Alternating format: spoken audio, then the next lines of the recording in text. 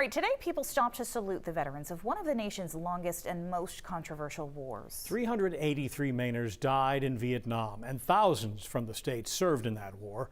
Nearly a half century after it ended, Vietnam still provokes strong emotions. News Center Maine's Don Kerrigan takes a closer look at how Maine is marking Vietnam War Veterans Day. They were young back then. The decades have changed the faces, but the memories of Vietnam are still strong. It's always in your mind. Arthur MacArthur was in the Army in Vietnam, 1968 and 69. Tough years in that war. Yeah, we saw some difficult times, you know, with bringing in gunships and other things, explosions, etc. But I was very fortunate with electronics. Arthur and several dozen other veterans gathered at the Lewiston Armory to mark the anniversary of the day U.S. troops left that long war. Now officially Vietnam War Veterans Day.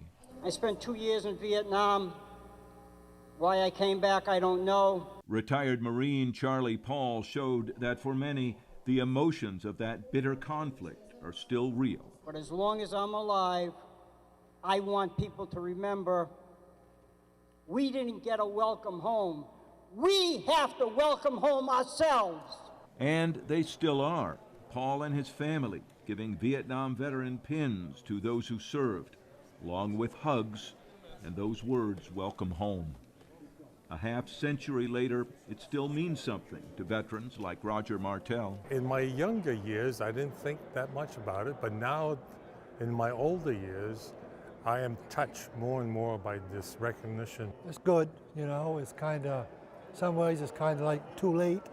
You know, from the time we come home, we were baby killers, you know, and all these things that bothered you. So you kind of put stuff in the back of your mind, you try to forget things and not think about it, just go on with your life, but still remember that at least I didn't dodge the draft, I didn't run off to Canada. And at Lewiston's Veterans Memorial, in a biting March wind, they placed a wreath at the new Veterans Memorial Stone, a spot to always remind others of the 58,000 who died in that war and the millions who served and came home.